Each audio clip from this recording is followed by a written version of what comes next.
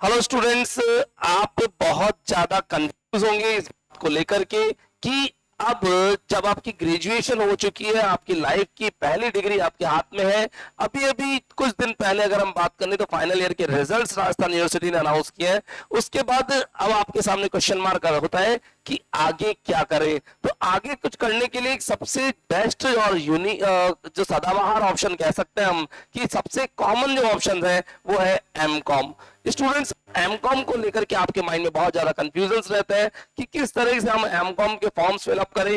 हमें regular MCom करना चाहिए या हम नॉन कॉलेजिएट पर जाएं, ईयरली प्लान अपनाना चाहिए या सेमेस्टर की कहानी है, सब्जेक्ट या स्ट्रीम कौन सी ले, एबीएसटी, ईएफएम या बीएडीएम हमारे लिए मोर बेनिफिशियल होगी, या फिर अगर हम कहीं और इन्वॉल्व है, लाइक आपने ज्वाइन कर रखा है एमबीए के लिए कैट की कोचिंग्स, या फिर आप कर रहे हैं सीए, सीएस, सीएमए, या फिर आप कर रहे हैं साथ ही साथ जॉब। तो उस सिनेरियो में अगर आप एमकॉम करना चाहते हैं तो इन सभी ऑप्शन में से आपके लिए बेस्ट ऑप्शन कौन सा होगा, उस पूरी कहानी को लेकर के मैं आया हूं इस वीडियो में। मैं तीशजन लेखा कॉमर्स क्लासेस से। स्टूडेंट्स, चैनल पर अगर नया आया तो चैनल को सब्सक्राइब करिएगा, वीडियो को लाइक और शेयर जरूर करें और अपने फ्रेंड्स को बताएं ताकि वो कहीं गलत डिसीजन ना ले लें। तो फ्रेंड्स, बात करेंगे हम लोग इस वीडियो में एमकॉम की कंप्लीट डिटेल, और बात हो रही है स्पेसिफिकली राजस्थान यूनिवर्सिटी की।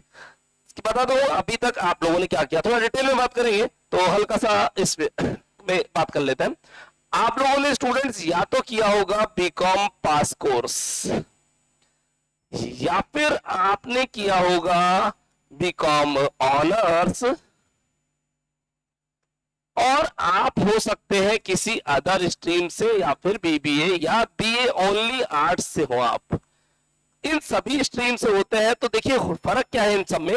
अगर आपने बीकॉम पास कोर्स से किया है तो आपने अकाउंट्स भी पढ़ी है, इको भी पढ़ी है और बीएसटी को भी स्टडी किया हुआ है, जिसे बीएडीएम बोलते थे हम वहां पर।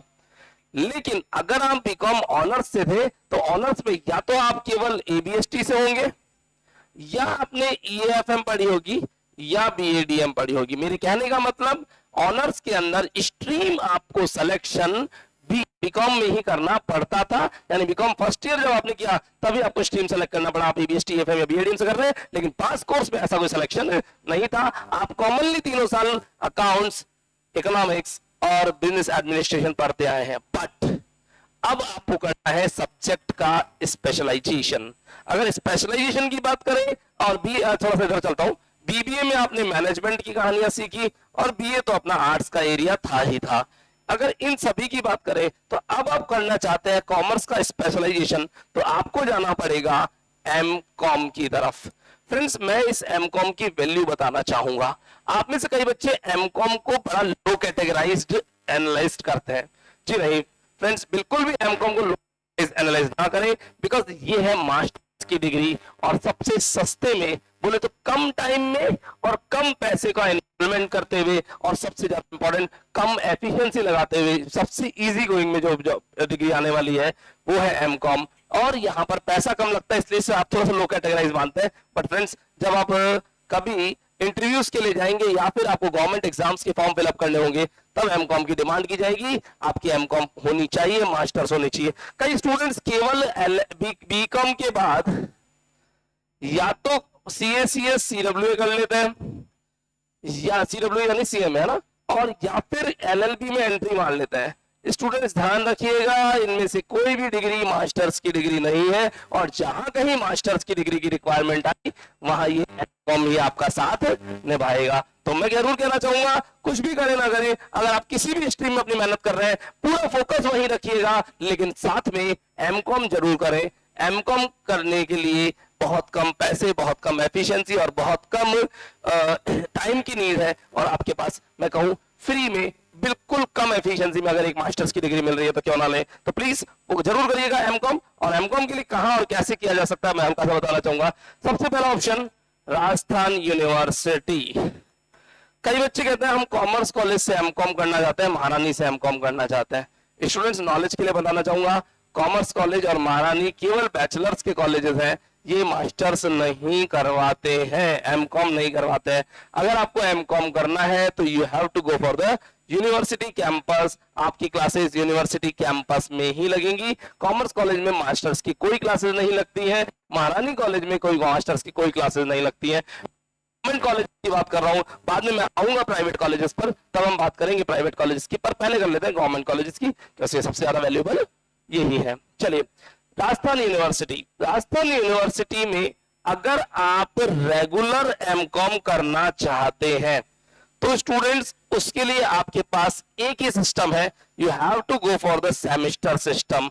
आपको सेमेस्टर सिस्टम पे ही जाना पड़ेगा। मींस राजस्थान यूनिवर्सिटी कहती है कि अगर आप राजस्थान यूनिवर्सिटी के कैंपस में पढ़ना चाहते हैं, प्राइवेट कॉलेज में पढ़ना है अलग बात है, अगर राजस्थान यूनिवर्सिटी के कैंपस में पढ़ना है तो you have to regular student under semester scheme. आपको रेगुलर स्टूडेंट बनना पड़ेगा सेमेस्टर स्कीम में, यानी 6 महीने के एग्जाम्स होंगे, 4 बार, टोटल 2 साल का मास्टर्स रहेगा, 6 मंथ्स में 4 टाइम्स एग्जाम्स होंगे। फाइन। साथ ही साथ आपको यहाँ पर एक एंट्रेंस एग्जाम क्रैक करना पड़ेगा, मास्टर्स का एंट्रेंस एग्जाम क्रैक करना पड़ेगा। सर इसके फॉर्म्स कब आएंगे?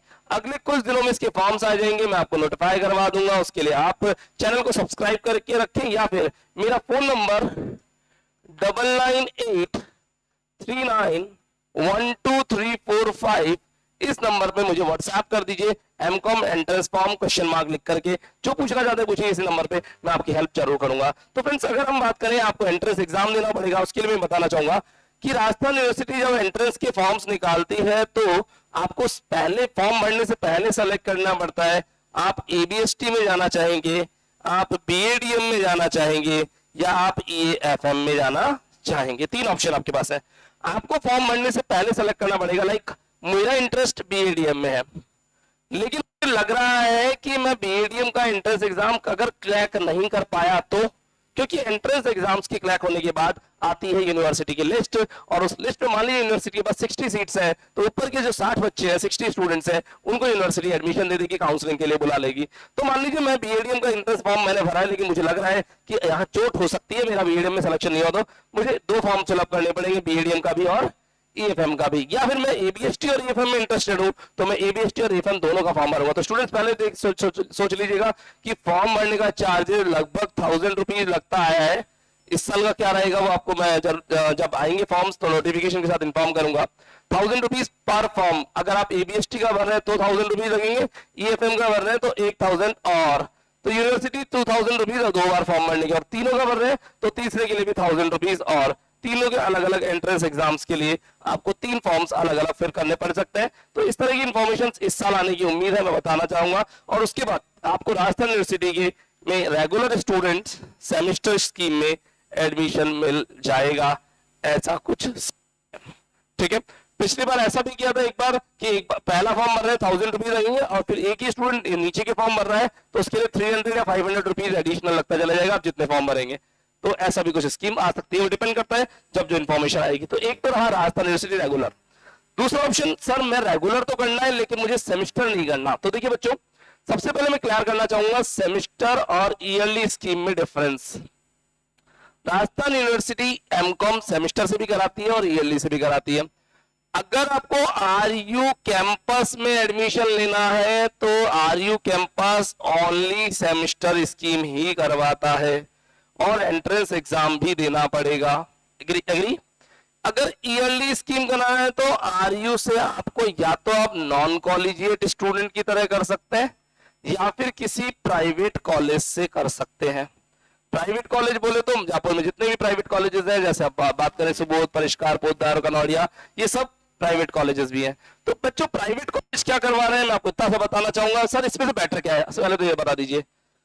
सेमेस्टर स्कीम उन बच्चों के लिए जो ज्यादा मेहनत करना चाहते हैं, एमकॉम पे ज्यादा फोकस करना चाहते हैं, बार बार एग्जाम देकर के अपनी क्वालिटी इंप्रूव करना चाहते हैं, या फिर रेगुलर इस कॉलेज जाना चाह सकते हैं उनके लिए।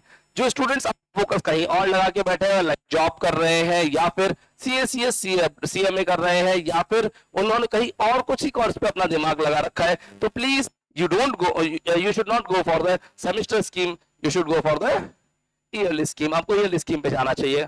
ठीक है, तो डिपेंड करता है आप केवल एमकॉम कर रहे हैं तो गो फॉर द सेमेस्टर, केवल एमकॉम के अलावा बहुत और भी कुछ कहीं दिमाग लगा रखा है तो go for the ELD scheme. Sir आपकी ओपिनियन में बेटर क्या है? ईएलडी स्कीम बच्चों। रीजन, आज की डेट में अगर बात करें तो मार्केट वैल्यू दोनों की सेम है। आप एमकॉम करने के बाद कोई नहीं पूछने वाला आपने सेमेस्टर से किया है या ईएलडी से किया है, ठीक है? तो इन माय ओपिनियन ईएलडी करिए, शॉर्ट एंड स्वीट रहेगा, कम एग्जाम देने पड़ते हैं, ठीक है? अब बात करें प्राइवेट कॉलेजेस की।